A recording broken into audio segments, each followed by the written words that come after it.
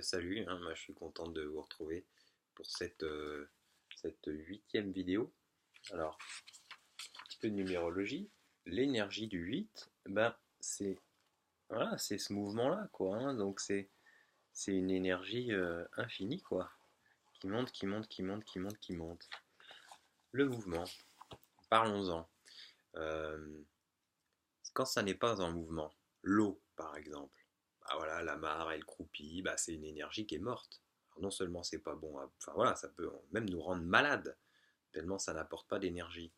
Euh, eh bien, un moyen de redynamiser l'eau, parce que l'eau, quand elle sort du robinet, elle n'a pas vu la lumière du jour pendant je sais pas combien de temps. Si ça se trouve, bah, euh, elle est restée là, statique, dans une cuve.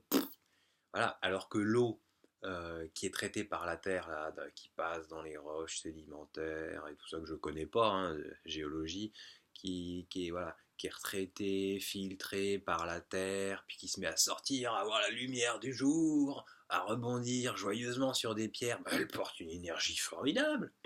Alors qu'est-ce qu'on fait avec l'eau du robinet là? On peut faire un vortex. Faire un vortex parce que l'énergie qu'il y a au milieu d'un cyclone, on sait, hein, c'est formidable, hein, ça balaye tout sur son passage et en fait ça fait un genre de remise à zéro énergétique. Donc voilà de l'eau maintenant originelle. On vient de faire une transformation en direct. Autre chose, par exemple l'argent. Au départ, on l'a créé pour valoriser l'art des gens. Bon, on a un petit peu détourné de son fonctionnement et par peur, on est certain à le garder, à le stocker quelque part. Mais c'est ce qui s'est passé pendant les subprimes, hein. Plein d'argent stocké mais qui ne circule pas, il pourrit et il n'a plus aucune valeur. Dernière chose, dans notre corps, à un moment donné, on se met en tension, tel organe, tel muscle a des difficultés et le corps, il se met là puis il dit eh oh, aïe, aïe, aïe, aïe, aïe, il y a une énergie bloquée là. C'est en train de pourrir là. Donc, soit tu fais la victime